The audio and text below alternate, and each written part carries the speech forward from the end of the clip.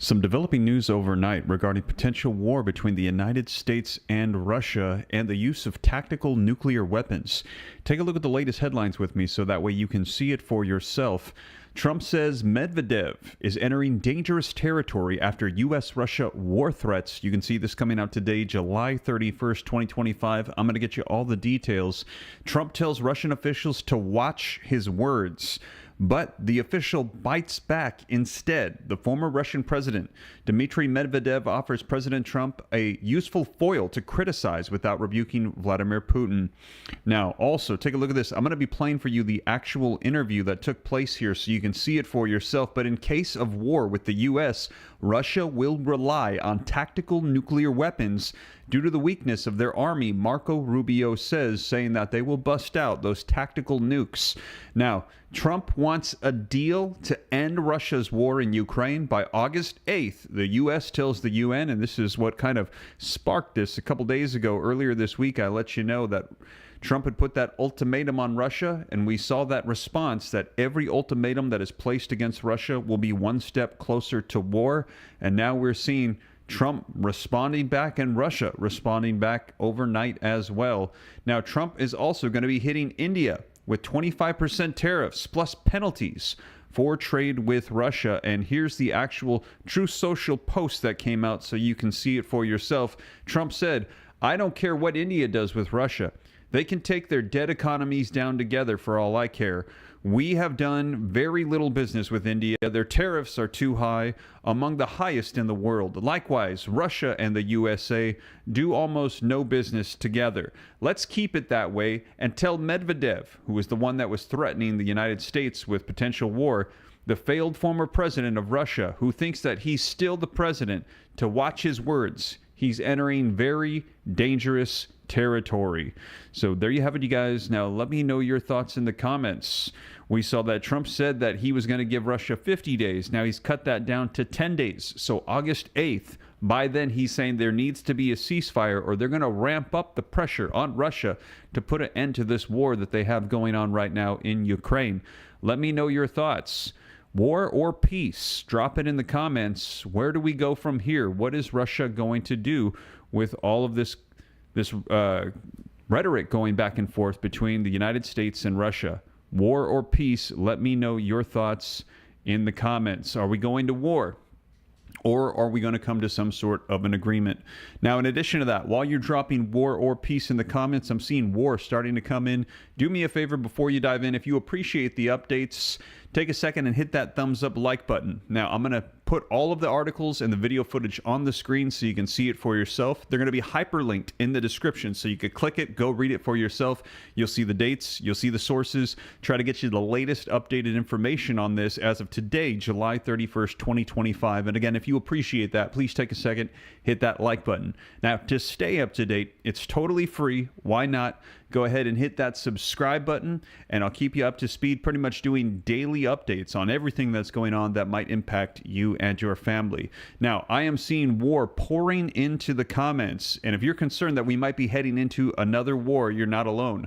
Global tensions are rising, and when the uncertainty hits, a lot of people start wondering about how to protect their savings. So that's why today I wanted to introduce you to my friends over at Lear Capital. Now, I've personally spoken to their team and I appreciate the knowledge, the low pressure that they have to offer. They've been doing business for over 25 years, handling over $1 billion in transactions, $3 billion in transactions, helping people invest in gold and silver, which are historically strong hedges against inflation, market crashes, and global instability like we're experiencing now. Now, I wanted to mention something special today, and that is that Lear is offering up to $15,000 in free precious metals with a qualifying purchase. So when you call, you're going to be speaking to a real person, not a robot, who can walk you through your options. They're going to answer your questions, and they're going to help you make informed decisions. No obligation, no pressure, just free information. You can call the number on the screen at 1-800-411-2430 or go to the website at learram.com. So if you've even been thinking about protecting your retirement, your savings, your portfolio, this is a smart time to go ahead and start learning more about this. So again, you can visit learram.com or you can call the number now. Don't wait until a crisis breaks out. Take action today. This is a free phone call. You'll be able to speak to somebody that can help you out. 1-800-411-2430. Totally free information.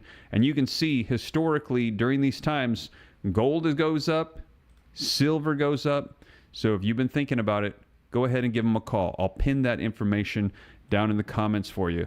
But let's go ahead and take a look at these articles so that way you can get the latest coming out today. As Trump says Medvedev is entering dangerous territory after the U.S.-Russia war threats that are unfolding here. And I saw all of those wars pouring into the comments, people saying that is the direction that we are going to be going. Now, this article says, U.S. President Donald Trump on July 31st today warned the former Russian president Dmitry Medvedev to watch his words, accusing him of crossing a line with increasing inflammatory rhetoric. Let's keep it that way and tell Medvedev, the failed former president of Russia who thinks he's still the president, to watch his words, Trump wrote on Truth Social. He's entering very dangerous territory. In his post, Trump also dismissed concerns about India's trades with Russia. They can take their dead economies down together for all I care, he wrote. We have done very little business with India. Their tariffs are too high, among the highest in the world. The remarks follow Medvedev's July 28th statement that Trump's ultimatum game with Moscow amounts to a threat to Russia and pushes the United States itself closer to war. Most Senior Miles, thank you for the $5 super chat. The Indians need more than 25% tariffs because they scam Americans out of their money and bought all the gas stations. Thank you for that, Most Senior, $5 super chat. Appreciate that. And yeah, we're hearing that this is going to be implemented as of tomorrow. So unless something changes, we're going to be seeing those tariffs applied. Now, each new ultimatum is a threat and a step towards war, said Medvedev, currently deputy chair of Russia's senior council. Not between Russia and Ukraine, but with his own country. So again, these are threats directed towards the United States. Medvedev is known for his aggressive, apocalyptic rhetoric and frequent threats of nuclear escalation.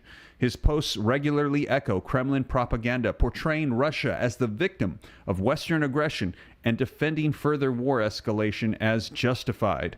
Now, in response to Trump's remarks, Medvedev said that if his words provoked such a nervous reaction, it meant Russia is right about everything and will continue to go its way. Medvedev mocked Trump's comments, referencing the Walking Dead TV show and warning the United States president to remember how dangerous a non-existent dead hand can be, a nod to Russia's Cold War-era automated nuclear retaliation system. So these are nuclear threats and warnings from Russia towards the United States. Now, Trump said on July 30th, yesterday, that the U.S. will impose a 25% tariff on Indian imports starting August 1st, that is tomorrow, criticizing New Delhi for buying Russian oil and arms. The comments follow Trump's warnings of imposing 100% secondary tariffs on Russian oil within 10 days unless Russian President Vladimir Putin agrees to a peace deal in Ukraine. Now, the U.S. strategy seeks to pressure Moscow by curbing its oil income, which accounts for roughly 1/3 of federal revenue and remains a vital source of funding for its war efforts. Trump, who has promised to broker a peace deal within 24 hours if reelected, has grown increasingly impatient with what he describes as Russian foot-dragging in the peace talks. So there you have it, you guys. Let me know your thoughts in the comments. Trump says Medvedev is entering dangerous territory. Now, here's another one that's going to give us a little bit more information. Trump tells Russian officials to watch his words, but he bites back instead. You can see this coming out this morning as well. Now, in a midnight social media post, President Donald Trump called Dmitry Medvedev a failed former president of Russia who had better watch his words.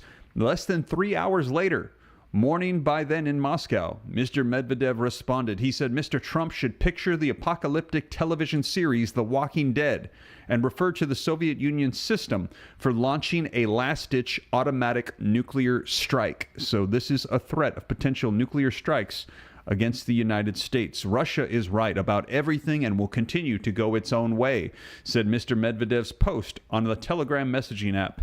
It was the second time this summer that Mr. Trump and Mr. Medvedev's Russia's head of state from 2008 to 2012 traded blows on social media. Now, the exchanges, they have been striking not only for the verbal brinksmanship on display between the world's nuclear superpowers, but also for the mismatched stature of the figures involved. While Mr. Trump commands the world's most powerful military, Mr. Medvedev is widely seen as a social media attack dog relegated to the peripheral of President Vladimir Putin's inner circle. Now, the viciousness of the oversight exchange highlighted the volatility and the opacity of a geopolitical relationship in which Mr. Trump and Mr. Putin set policy largely on their own. And it put on display the combustible mix that can occur when the Kremlin's longstanding willingness to use nuclear threats meets President Trump's penchant for late-night diatribes on the internet. Now, hanging in the balance is the future of Ukraine 3 years into Russia's full-scale invasion. Now, in wars, traditionally diplomatic messaging is something that's done with a lot of care and discipline, said Michael Kimmage, a professor at Catholic University in Washington who specializes in U.S.-Russia relationships. The consequences of screwing up can be so huge. Nuclear saber rattling by Mr. Medvedev and by Mr. Putin himself was a common feature earlier in Russia's invasion, as the Kremlin sought to deter the Biden administration from supporting Ukraine. Mr. Putin tamped down that rhetoric after Mr. Trump took office, hoping to take advantage of his Russia-friendly stance. But as Mr. Trump grew frustrated with Mr. Putin's unwillingness to budge on Ukraine, the language from Moscow has begun to shift again. Mr. Putin himself has said nothing about Mr. Trump's recent threats of new sanctions, and the Russian president's spokesperson has said little but acknowledged that the Kremlin is paying attention. Others, like Mr. Medvedev, have taken a harder line. Now, each new ultimatum is a threat and a step towards war, said Mr. Medvedev, posted on X on Monday in English, after Mr. Trump warned that he could impose new sanctions in as little as 10 days, evoking the U.S. presidential campaign in which Mr. Trump criticized President Joseph R. Biden Jr. as risking World War III. Mr. Medvedev added, "Don't go down the Sleepy Joe road." Now, the use of Mr. Trump's derogatory moniker for his predecessor reflects what some analysts believe to be the Kremlin's bet that Mr. Trump's core supporters will prevail on him to avoid escalating America's conflict with Russia. Now, Grigory Golosov, a professor of politics and science at the European University of St. Petersburg, Russia, said there was something symbiotic about Mr. Trump and Mr. Medvedev fighting on social media. Mr. Medvedev, who had styled himself as a pro-Western liberal when he served as president more than a decade ago, has recast himself as an uncompromising soldier in Russia's showdown with the West. But attacking Mr. Medvedev may also be useful to Mr. Trump, Mr. Golosov posted, by allowing him to show that he's getting tough on Russia without attacking Mr. Putin directly. In June, Mr. Trump attacked Mr. Medvedev for saying countries could send nuclear warheads to Iran, adding, "I guess that's why Putin's the boss." Trump wants to criticize someone in Russia, said Golosov, but is still hoping to make a deal with Mr. Putin over Ukraine. Mr. Medvedev, he added, is the perfect target. Mr. Medvedev is active on social media in a way that Mr. Putin and most other senior Russian officials are not. Mr. Medvedev set up a Twitter account back in 2010 on a visit to Silicon Valley when he was president and positioning himself as a tech-forward reformist leader. Long a loyal ally of Mr. Putin, Mr. Medvedev ceded the presidency back to Mr. Putin in 2012. Putin removed Mr. Medvedev from the prime minister post in a governmental reshuffle in 2020 and gave him the largely symbolic role of vice chairman of the Russian Security Council. Now, after Mr. Putin invaded Ukraine in 2022, Medvedev accelerated his reinvention as a far-right hawk, often threatening nuclear apocalypse more explicitly than did Putin and his spokesperson. Now, analysts of Russian politics say that Mr. Medvedev's reinvention came in part out of necessity. because his past reputation as a liberal made him vulnerable amid the wartime power struggles within the ruling elite. But his social media hostility is almost certainly blessed by the Kremlin, analysts say, because it amplifies the threat of Russia's nuclear arsenal and helped Mr. Putin style himself as a relative moderate. Wow, so let me know your thoughts. These are direct threats to the United States.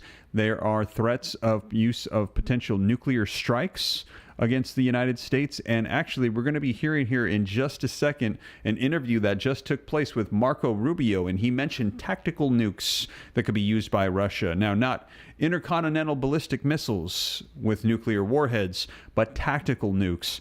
But we're going to get into the details of all of that. But let me know your thoughts on this. Do you think that these are major concerns? They're coming from Medvedev. They said the former president, not Putin directly. They're saying we've heard very little from Putin, which also could say a lot as well. Let me know your thoughts. Do you take these as serious threats? If so, put yes. If no, put no. Let me know your thoughts. But I saw that when we asked about war or peace, a lot of people were dropping war in the comments. Do you take these threats coming from Medvedev, the former president of Russia, who is a part of his council, Putin's council, seriously? In the comments, put yes or put no. Let me know your thoughts. But let's talk about the use of potential tactical nuclear weapons. Now, this coming out from Marco Rubio. I'm going to play for you the video footage here in just a second. But it says, in case of war with the United States, Russia will rely on tactical nuclear weapons due to the weakness of its army. Now, U.S. Secretary of State Marco Rubio stated that Russia cannot effectively counter the U.S. in a conventional war. He believes that the Kremlin may use tactical nuclear weapons in case of an escalation. U.S. Secretary of State Marco Rubio stated that Russian army, it does not have the sufficient capabilities to effectively confront the United States of America in a conventional war. And in the event of escalation, the Kremlin would likely resort to the use of tactical nuclear weapons. At the same time, he emphasized that even considering such a scenario is unacceptable, Rubio said in the Fox News, as reported by the UNN. Now, when asked if he believed that Russia was capable of confronting America military, the Secretary of State replied that the Russians are not very skilled fighters and would most likely rely on nuclear weapons. Wow, let me know your thoughts. It is just incredible that these questions are even being asked right now, that we are potentially looking at war and asking the questions about the use of nuclear weapons that could take place right now in 2025. Now, since the Russians are not very good at conventional weaponry, they would almost inevitably have to rely on some other means, such as tactical nuclear weapons on the battlefield, to escalate the situation in an attempt to de-escalate the conflict. But we shouldn't even think about that, said Marco Rubio. Wow. Let me know your thoughts in the comments. Again, are we going to war or are we going to have peace? Drop it in the comments. Also, if you haven't done so yet, do me a favor, hit that like button. I see we got 1,860 people live with me in the room. If we get the like button up to 900, you haven't hit it yet, please do so. That would be half the room. That would be awesome. But now let's go ahead and hear it directly from Marco Rubio himself, so that way you can see the actual interview that took place. Buddy, it's my privilege to bring in the National Security Advisor and Secretary of State, Marco Rubio. Mr. Secretary, welcome. Good morning. How are you? I'm doing great. So far, you have a lot on your plate. I can't imagine what it's like, your things to do list. I know the President of the United States talked about one of his top priorities now. Within 10 days, he's going to make a decision on what's going to happen with Russia because he does not believe that they want a ceasefire. Here's what he said. I'm not so interested in talking anymore. He talks, we have such nice conversations, such respectful and nice conversations, and then people die the following night with a missile going into a town and hitting, recently, I guess, the nursing home, but they hit other things. Whatever they hit, people die. So he's obviously changed dramatically since he first took office. What do you think is going to happen after 10 days, Mr. Secretary? Well, first of all, let me say the president has waited over 6 months now and given the best efforts possible. We continue to engage with the Russian side as early this week. Early this week on Monday or Tuesday, we had a full conversation with them as well, not with Putin, but with some of Putin's top people in hopes of arriving at some understanding on a path forward that would lead to peace. And we've not seen any progress on that. And I think what bothers the president the most is he has these great phone calls where everyone sort of claims, yeah, we'd like to see this end if we can find a way forward. And then he turns on the news and another city's been bombed, including those far from the front lines. So at some point, he's got to make a decision here about, how much to continue to engage in an effort to do ceasefires if one of the two sides is not interested in one. So the president has a lot of options. I mean, he has options, as everyone knows, to sanction secondary sales of oil, secondary sanctions on oil sales of Russian oil, which is a huge part of their revenue. There's sectoral banking sanctions that would also be very powerful. Again, I think our hope is to avoid that and to sort of figure out a way that we can get the fighting to stop. We think that's the best path forward. We're open to some different paths, but the best path forward is to have the shooting stop and the talking start. But so far, there's not been what we feel, at least, sincere interest on the Russian side in achieving that objective. So we'll continue to be available and willing to participate in something like that if it becomes available. But obviously, the president's not going to wait forever. So Medvedev, the former president, threatened our country and said basically your ultimatums, that's going to lead to confrontation, if I could just paraphrase. And he says, with your country. And Donald Trump last night said, went back at Medvedev and said, tell Medvedev, the failed former president of Russia who thinks he's still president, to watch his words. He's entering very dangerous territory. Do you take him seriously, Medvedev? Well, you can't ignore anything someone's saying, and you always wonder, is that approved as but he basically is not a relevant player in Russian politics. He's not a decision maker. He's not in any of the meetings or conversations we've ever had. If you recall, he was the president there for about 4 years during the time when Putin didn't run again, and then he came back, so he was a placeholder. So I wouldn't call him a relevant, decision maker. But by the same token, obviously he's someone who once held office there and is still in a role and in government, and his words are going to have impact in terms of being a provocateur and things of that nature. But so I think I'm not sure he's speaking for the official Russian position, but he's certainly someone in an official position in Russia who's saying things that are inflammatory. But that's okay. I don't think that's going to be a factor one way or the other. Do you think Russia's in a position to confront America militarily? Well, that's not even a fathomable thing. I mean, understand a war between the United States and Russia is not something we can ever see. These are the two largest nuclear weapons militaries in the world, and the danger would just be too great. I don't think there's any doubt that from a conventional military capability, the Russians could not take on the United States, or frankly, many of the countries in Europe, for that matter. I think they would struggle. They've struggled with Ukraine, who now is the largest army in Europe, but at the time of being invaded was not. I think they would struggle on a conventional front greatly. So that's not I think what you worry more about is not an all-out war with Russia. I think what you worry more about is a skirmish or a miscalculation that leads to the start of conflict, because that escalates. Since the Russians are not very good at conventional weaponry, they would almost invariably have to rely on some other means, like a tactical nuclear weapon on the battlefield, to sort of escalate in an effort to de-escalate a fight. So you would worry about that, but we shouldn't even think about it, because that's not something that is plausible or frankly feasible for either side. So as you know, the trade deals are coming down. That's not really your purview. You have enough on your plate. But one thing the president said last night on Truth Social, he goes, Russia continues to be the top oil supplier to India and during their first 6 months. They make up 35% of the overall supplies. He, quote, India will therefore be paying a tariff of 25% plus a penalty for the above starting on August 1st. He's upset, maybe you're upset, that India continues to get, instead of a small portion, a great portion of their discounted oil from Russia, which is fueling their war machine. How disappointed are you in a so-called ally? Look, global trade. India is an ally. It's a strategic partner. Like anything in foreign policy, you're not going to align 100% of the time on everything. India has huge energy needs, and that includes the ability to buy oil and coal and gas and things that it needs to power its economy, like every country does. And it buys it from Russia because Russian oil is sanctioned and cheap, and meaning they have to, in many cases, are selling it under the global price because of their sanctions. Yep. And that, unfortunately, that is helping to sustain the Russian war effort. So it is most certainly a point of irritation in our relationship with India. Not the only point of irritation. We also have many other points of cooperation with them. But I think what you're seeing the president express is the very clear frustration that with so many other oil vendors available, India continues to buy so much from Russia, which in essence is helping to fund the war effort Right. and allowing this war to continue in Ukraine. So, Mr. Secretary.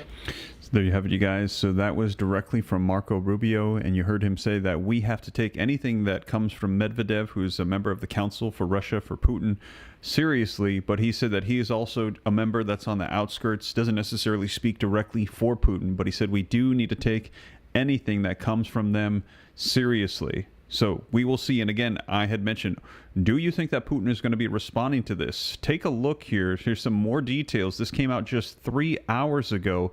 Trump wants a deal to end Russia's war in Ukraine by August 8th. U.S. tells the UN. Do you think that we are going to be able to get a deal here? If so, put deal. If no, put war. Let me know your thoughts. Let's take a look at this update coming out just 3 hours ago. Now, this says U.S. President Donald Trump has made clear that he wants a deal to end Russia's war in Ukraine by August 8th. The United States told the United Nations Security Council on Thursday today. Both Russia and Ukraine must negotiate a ceasefire and durable peace. It is time to make a deal. President Trump has made clear this must be done by August 8th. The United States is prepared to implement additional measures to secure peace, senior U.S. diplomat John Kelly told the 15-member council. And I am seeing war pouring into the comments. Now, reading on, the article says that Trump said on Tuesday that the United States would start imposing tariffs and other measures on Russia 10 days from today if Moscow showed no progress towards ending its war in Ukraine. Now, Kiev and Moscow have held 3 rounds of talks in Istanbul this year that yielded exchanges of prisoners and bodies, but no breakthrough to defuse the more than 3 years of conflict. We intend to continue the negotiations in Istanbul, Russia's Deputy UN Ambassador Dmitry Polyanskis told the council, but he added, despite the meetings in Istanbul in the West, the war party did not go away. We continue hearing voices of those who think that diplomacy is just a way of criticizing Russia and exerting pressure on it. Now, Ukraine's deputy UN ambassador said Russia must be confronted with unity, resolve, and action. We seek a comprehensive, just, and lasting peace grounded in the principles of the UN Charter and nothing less. We repeat, a full, immediate, and unconditional ceasefire is essential. It is the first step to halting Russia's war of aggression against Ukraine, she told the council. So we will see where we go from here. And I'm still seeing war pouring into the comments as people are saying that they don't think that we are going to be having peace anytime soon. We shall see. Now, also, we're hearing that these tariffs are being applied to India as of tomorrow. Now, this came out yesterday. We're hearing that this is going to start happening here, and I believe it's August 8th is the deadline for them to start getting things done, or they're going to be applying more pressure. Let's go ahead and take a look at this article to get more detail from BBC. Trump to hit India with 25% tariffs plus penalty for trade with Russia. The U.S. will impose 25% tariffs on goods imported from India, plus an unspecified penalty as well for buying Russian oil and weapons, President Donald Trump has said. Posting on his Truth Social platform, he said the measures would take effect from 1st of August, that is tomorrow, the U.S. deadline for a trade deal. He described India as a friend whose tariffs are far too high, among the highest in the world. He also criticized India's purchases of Russian military equipment and energy when everyone wants Russia to stop the killing in Ukraine. India said that it was committed to concluding a fair, balanced, and mutually beneficial bilateral trade agreement. Last year, the U.S. had a trade deficit of $45.8 billion with India. Now, back in April, Trump had announced tariffs of up to 27% on India's goods, which were later paused. Now, this Friday is the latest deadline for India and other countries to either reach a trade agreement or to face increased tariffs. Tariffs are taxes charged on goods imported from other countries. The U.S. president has repeatedly taken aim at India's high tariffs, branding it a tariff king and a big abuser of trade ties. But now, I'm in charge, and you just can't do that, he said earlier on Tuesday. India's government said that it was studying the implications of Trump's remarks. It said it attaches the utmost importance to protecting and promoting the welfare of Indian farmers, entrepreneurs, and small businesses. The government will take all steps necessary to secure our nation's interests. Since April, both sides have been racing to negotiate an agreement, with officials sometimes sounding positive and at other times measured. We continue to speak with our Indian counterparts. We've always had very constructive discussions with them, U.S. Trade Representative Jamieson Greer said earlier this week. He also acknowledged that although he had earlier said a deal with India might be imminent, it needed to be understood that Delhi's trade policy has been protectionist for a very long time and has been premised on strongly protecting their domestic market. Now, Greer added that Trump has been focused on securing deals that substantially open other markets to the United States. Agriculture and dairy are among the key sticking points for both countries. Now, for years, Washington has pushed for greater access to India's farm sector, seeing it as a major untapped market. But India has fiercely protected it, citing food security, livelihood, and the interests of millions of small farmers. Now, in the interest of millions of small farmers. Now, last week, Indian Commerce Minister Piyush Goyal told CNBC that the agriculture sector is sensitive for India and that it will make sure that farmers' interests are well protected. Goyal also told news agencies that India remains optimistic about striking a deal with Washington soon. Speaking to Reuters, he said that India was making fantastic progress in talks with the U.S. and that he hoped that they were able to conclude a very consequential partnership. Now, we will see. Let me know your thoughts. I'm going to share with you again that Truth Social post that came out and didn't sound very promising, but we will see. Until recently, the U.S. was India's largest trading partner, with bilateral trading reaching $190 billion in 2024. Trump and Modi have set a target to more than double this figure to $500 billion. India has already reduced tariffs on a range of goods, including bourbon, whiskey, and motorcycles, but the U.S. continues to run a $45 billion trade deficit with India, which Trump is keen to reduce. And take a look, as I mentioned, this coming out last night, I don't care what India does with Russia. They can take their dead economies down together for all I care. We have done very little business with India. Their tariffs are too high, among the highest in the world. Likewise, Russia and the United States do almost no business together. Let's keep it that way and tell Medvedev, the failed former president of Russia, who thinks that he's still the president, to watch his words. He's entering very dangerous territory. Wow. Let me know your thoughts in the comments down below. Now, let's also take a look at an update coming out from five-star General Jack Keane, who's going to be giving us an update regarding the dramatic shift that the United States is pulling on Russia and how they might respond and what this means for them. Let's go ahead and take a look. President Trump ramping up his threats against Russia while shortening his ceasefire deadline if Vladimir Putin doesn't end its war in Ukraine. Tell you what, I'll give it to you now. Do you want a big scoop? Yes, please. Everybody else, close your ears, okay? You ready? I'm ready. 10 days from today. And I don't know if it's going to affect Russia, because he wants to obviously probably keep the war going. But we're going to put on tariffs and the various things that you put on. So let's bring in four-star General, Fox News National Senior Strategic Analyst, Chairman of the Institute for the Study of War, General Jack Keane. General, your thoughts about the president's change in stance, 10 days. How do you think Russia digests that? Well, first of all, I mean, we've got a major inflection point here because the president has changed his policy from a completely diplomatic approach that lasted for weeks and months and really didn't get us anywhere because Putin was not going to cooperate. As we know, the Ukrainians did. They immediately went to an unconditional 30-day ceasefire, put that on the table, and Putin has stiffed that all of this time, and as a matter of fact, escalated the war, principally against the people of Ukraine. There's over 13,000 dead civilians in Ukraine, and people don't focus on that at all. I mean, it is a reality that's out there. The president understands that. So now what is he doing? He's moving to from diplomacy exclusive to confrontation. He's adding military power to Ukraine so that they can defend against Russia much better than they have been, and resolving to do that in the future. The Europeans are doing much the same, Brian, and that is all to the good. And that is something that Putin pays a lot of attention to, battlefield effects.